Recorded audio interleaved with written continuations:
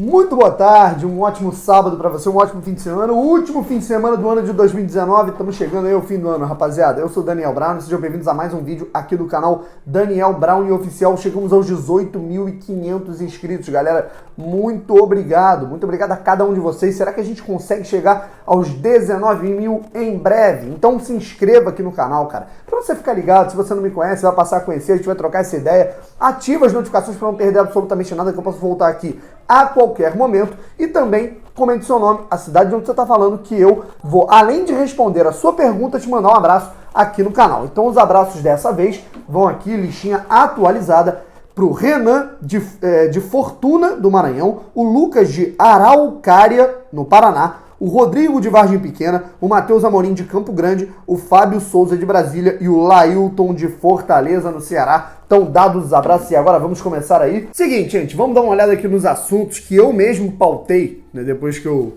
Ontem à noite, né, já dei uma pautada aqui para já acordar fazendo aqui os vídeos em relação aos assuntos que aconteceram. Repercussão da SA. Aí a gente fala da repercussão na imprensa, como a imprensa reagiu, né, como as pessoas reagiram nas redes sociais, na imprensa corporativa, como foi a reação imediata em relação a essa aprovação, essa notícia que foi destaque nos noticiários esportivos aqui do Brasil. Você entrar em todos os portais, isso está destacado porque é o primeiro clube, Botafogo é pioneiro nessa questão do clube empresa. E também podemos falar aqui dos votos contra. Sinceramente, a gente tem que falar dessa questão que 8 pessoas votaram contra, uma pessoa votou em branco e uma pessoa votou nulo, nesse total aí de 425 votantes, né? Tinham mais de 1.000 aptos a votar, mas tivemos aí apenas 425 votantes. Fim de ano sempre complicado, né? Muita gente viajando. Então, e também vamos falar aqui, cara, sobre os reforços, né? Qual é a característica desses reforços, o porquê deles e se a gente pode já avaliar se são bons ou ruins. Primeiro de tudo, eu acho muito curioso, né, que 10 pessoas tenham votado contra. Vamos dizer assim, que a pessoa que votou branco e votou nulo, ela também não queria votar sim. Ela também não estava com vontade de votar em prol da profissionalização do clube. Então vamos colocar 10 pessoas contrárias aí, dentre todos os votantes aptos a participar dessa assembleia.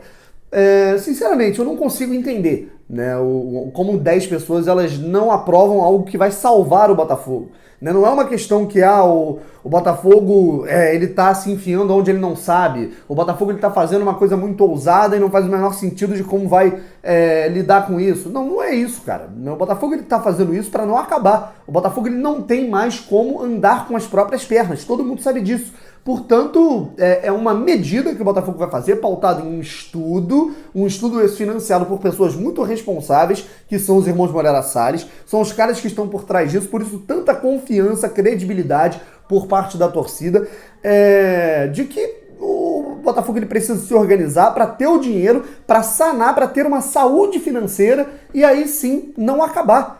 Então eu acho que essas pessoas que votaram contra a profissionalização deveriam deixar o orgulho de lado, né, e entender que o amor, digamos, da vida deles, se é que essas pessoas realmente amam o Botafogo, né, deixaria de existir se não fosse esse projeto, né? A gente não sabe se vai dar certo, mas não custa tentar. E custaria tentar, na verdade o que custaria era não tentar, não mudar para esse projeto, não tentar a profissionalização, aí sim custaria a vida do Botafogo de Futebol e Regatas. Agora vamos dar uma olhada nos artigos de opinião, na imprensa, como é que foi a repercussão dentro da mídia em relação a isso que está acontecendo no Botafogo, que foi destaque nos principais jornais, estava na manchete, na principal página de vários noticiários esportivos do Brasil.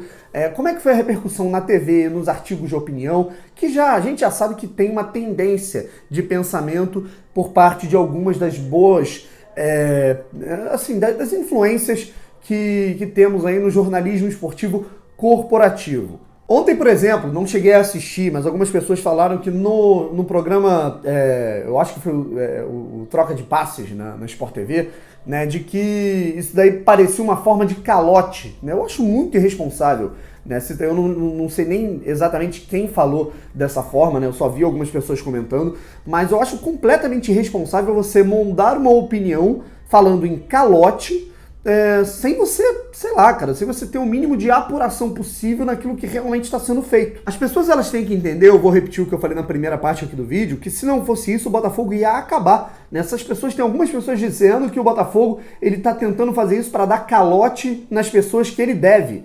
Cara, se não fosse esse projeto para profissionalizar o futebol e fazer a máquina voltar a girar, a máquina financeira do futebol do Botafogo começar a girar, e aí sim o Botafogo começar a ganhar dinheiro, aí mesmo que o Botafogo ia acabar e ninguém ia receber esse dinheiro. O Botafogo ia continuar devendo a Deus e o mundo, só que sem existir. E eu acho curioso como virou, assim, por parte do noticiário de TV, dos comentários das mesas redondas, virou, assim, papo de boteco, né? Isso daí é um papo de boteco. Você chegar na mesa, ficar sabendo, ó, Botafogo assinou a profissionalização, caraca, meu irmão, pô, aí agora não sei não, vai dar calote em geral. Isso é muito boteco, cara. Não tem nenhum embasamento, não tem nenhum fundamento, não vejo, né, se tivesse algum tipo de ligação, né, algum telefonema, algum e-mail para quem está por trás desse projeto, eu não vejo, eu não veria esse tipo de comentário, não, pelo menos não com esse tom. Você pode, claro, concordar, discordar, dizer que é arriscado, e é claro que é um risco, mas você falar em calote, você falar que é uma furada, tratar com um tom de ironia o que está acontecendo, né, é algo muito feio e contraditório para uma imprensa que durante anos e anos lutou, né, pediu a profissionalização do futebol no Brasil. Ah, Daniel, mas e se eles estiverem certos? E se a SA entrar, o Botafogo quebrar, como aconteceu lá com o Figueirense, que é bem diferente a situação do Figueirense, se vocês analisarem o projeto, o plano, fizeram tudo às coxas, como possivelmente podem fazer no Cruzeiro, tudo às pressas. O Botafogo não está tendo pressa para fazer isso, vocês estão vendo aí, por isso é o fator da demora. Mas aí, se der errado, você vai ter que dar razão a eles, Daniel. Gente, seguinte, não me incomodo nem um pouco de dar razão a absolutamente ninguém, não tem problema nenhum com isso, e eu acho realmente que é um risco, né? Não há certeza. O Botafogo vai virar SA, é a certeza de que o Botafogo vai virar rico, bem organizado e vai conquistar título. Não é certeza nenhuma. A gente sabe disso, mas o primeiro fator que as pessoas estão ignorando é que se o Botafogo não fizesse isso, o Botafogo ia acabar. Não ia ter mais Botafogo. O Botafogo ia sumir do mapa. Isso aqui que a gente está discutindo aqui, a gente não ia mais ter como discutir. Isso aqui, ó, camisa, escudo, garrincha, tudo, porra toda, não ia ter mais. Segundo, como falar em calote se é justamente um planejamento de profissionalização para que o Botafogo não dê calote, né? Porque o grande problema é que o Botafogo ele vem adiando tanto as suas dívidas e engordando as suas dívidas ao longo de todos esses anos, que é por isso que ele corre o risco de acabar. Ele corria o risco de acabar antes desse projeto. E aí, com um projeto bem montado, bem pautado, administrado, né? E é uma coisa que pessoas que ganham na casa dos 3, 4 dígitos, digamos 4, 5 dígitos, perdão, dentro da TV corporativa, deveriam ligar para perguntar como é que está sendo feito esse projeto. Sinceramente, eu não vejo isso, né? E aí vejo muita pessoa falando numa questão de achismo absurda, né? E falando em calote, mas calote ia acontecer se o Botafogo não fizesse isso. Só para finalizar meu argumento, gente, as mesmas pessoas, boa parte das pessoas que estão ironizando, falando besteira, né, reclamando da situação do SA, falando que o Botafogo está se metendo em merda, todas essas pessoas, né, boa parte dessa gente rasgava elogios para as gestões de CEP, Mufarrege, mais Botafogo, que é a gestão responsável, que era uma gestão que estava fazendo o possível, rasgavam elogios também para a gestão Maurício Assunção. Se você pegar boa parte do pessoal da Sport TV, eles pedem desculpas publicamente por terem elogiado tanto a gestão Maurício Assunção durante uns 6 anos, né, durante os 2 triênios que o presidente Maurício Assunção esteve à frente do Botafogo e quebrou o clube. E sabe por que fazem isso? Porque não estão no universo Botafogo, não têm o interesse de estar ali à frente do Botafogo, cobrindo o Botafogo de fato. Eles ouvem falar, olham para o Botafogo, veem o que está acontecendo por trás,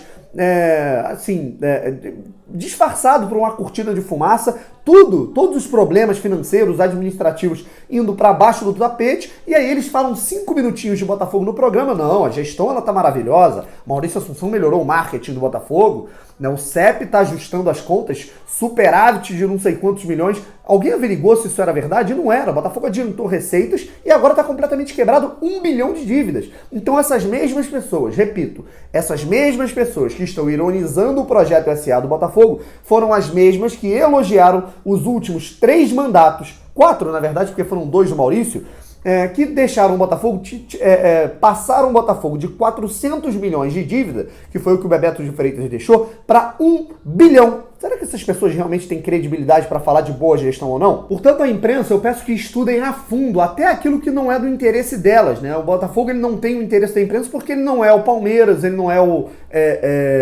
em termos de visibilidade, né? Em termos de prioridade, né? Não está na prioridade que tem aí, por exemplo, o Palmeiras, o Flamengo, o Corinthians, tudo mais, então ninguém investiga.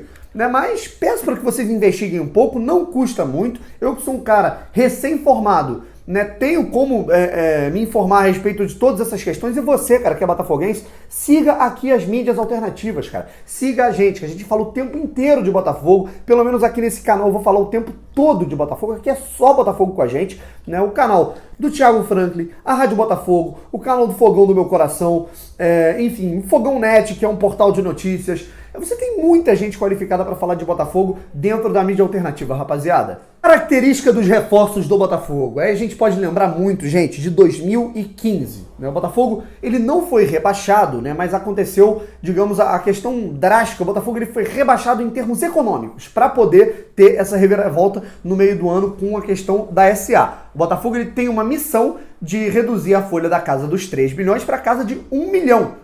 E o Botafogo já está conseguindo isso com algumas dispensas, algumas vendas, né, e se livrando de alguns jogadores, alguns pesos financeiros. E para substituir esses jogadores de alto valor de mercado e peso financeiro, o Botafogo ele vai ter que buscar o mercado alternativo. O Botafogo ele tem que ir para a segunda divisão, o Botafogo ele tem que ir para os clubes médios e pequenos, ele tem que ir para os clubes que já subiram esse ano para a primeira divisão, ou para os clubes que quase subiram porventura, né? Você tem que ir lá no mercado sul-americano, tem que garimpar absolutamente tudo para achar boas peças em termos de estatísticas, aquelas estatísticas detalhadas em termos de índice de passes, assim, como é que eu posso dizer, mapa de calor do campo, número de passes-chave para gol, finalização para gol, assistência. Então, tudo isso ele tem que ser muito bem trabalhado dentro de um setor de inteligência que eu espero que esteja a par de algumas das contratações. Contando todos os jogadores que já saíram do Botafogo nessa leva, gente, nesse pós-campeonato brasileiro aí, esse mês de dezembro,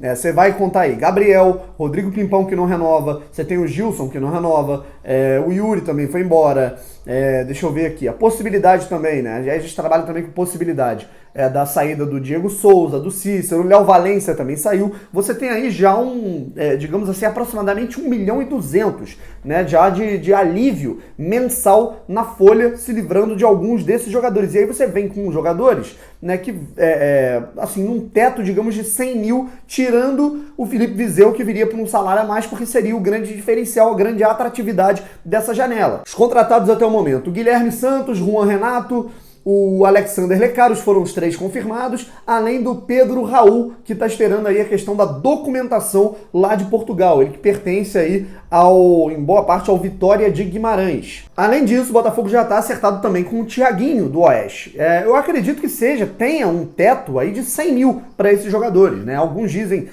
que o salário do Thiaguinho pode chegar ali perto dos 100 mil, o Alexander Lecaros pode chegar aí a receber entre 40 e 50 mil mensais, que para um time de Série A, digamos, é um salário assim, muito baixo, é muito barato dentro de um mercado bem inflacionado. Não tem informações sobre o salário do Pedro Raul, do Juan Renato, do Guilherme Santos, mas também não deve fugir muito dessa questão aí do teto de 100 mil.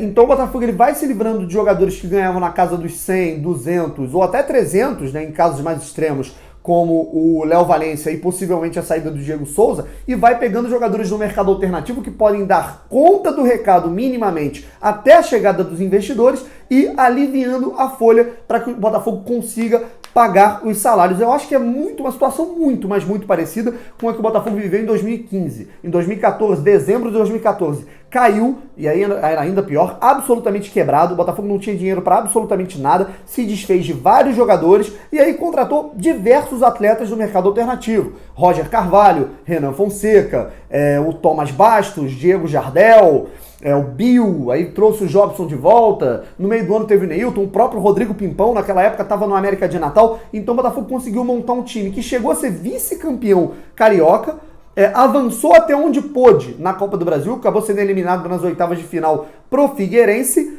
E aí, no meio do ano, o Botafogo foi se reforçando de maneira pontual e conseguiu subir para a segunda divisão. Nada de excepcional, era um time bem feio para aquilo que representa a história do Botafogo, mas com uma folha salarial bem abaixo do que tinha nos últimos anos e conseguindo se manter minimamente. Daniel, você gostou dos nomes, das contratações, do garimpo? Olha, sinceramente eu tô vendo um certo trabalho, um planejamento. O Botafogo está buscando jogadores, tirando o Guilherme Santos, que veio aí a contrapeso empresarial, a gente já vem até falando aí há muito tempo, e eu não acho um mau jogador, né? Eu acho que é até bom ter um jogador com casca ali no miolo da zaga, né? na lateral esquerda. O que acontece?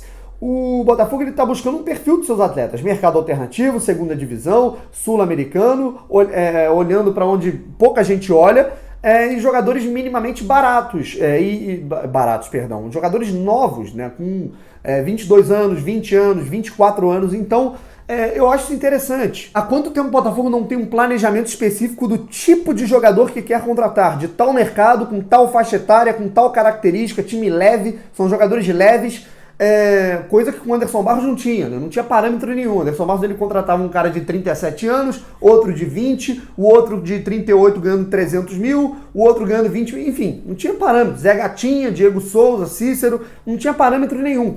Né? Mas se vai dar certo ou não, né? Se realmente vai dar certo, a gente não pode dizer. Assim como 2015, em 2019 a gente tem muitos jogadores desconhecidos sendo contratados pelo Botafogo, né? Então, se vão dar certo ou não, a gente só vai saber depois, né? Alguns jogadores deram certo naquela temporada de 2015. O Roger Carvalho deu certo, como é que eu posso dizer? O Diego Jardel até um princípio deu certo, depois ele decaiu. O Thomas Baixo também foi assim, foi decaindo na segunda divisão. Algumas peças vão acabar dando errado, gente, e algumas vão dar certo. Dentro do meu achismo, eu acho que o Juan Renato, ele vai ser um cara para mais compor elenco. Eu acho que ele vai ficar ali, eu acho que a zaga titular sem o Carly, né, não contando com o Carly que em toda essa situação aí das finanças e tudo mais, eu projetaria uma zaga com o Marcelo e com o Canu. Canu sempre que entrou em 2019 deu conta do recado, e o Marcelo hoje é titular absoluto da zaga do Botafogo. Guilherme Santos, acredito que ele deu minimamente conta do recado. Vamos ver aí a parte física. O Botafogo vai para um lugar específico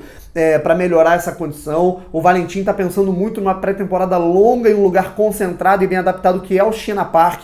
Então a questão física dos jogadores pode melhorar. Eu acho que o Guilherme ele pode ser uma boa, digamos, casca para a chegada de um Lucas Barros, né, em eventuais jogos, podendo evoluir. Falando do volante Thiaguinho, eu acho que é um bom jogador, é habilidoso, mas ainda é um pouco cru na questão tática, então não acredito que ele chegue para ser titular absoluto, né? Se chegar com a bola toda, né, tomara, né? Mas a gente tem que ver. Né? E numa situação do Pedro Raul, eu acho um centroavante, foi a contratação que eu mais fiquei animado.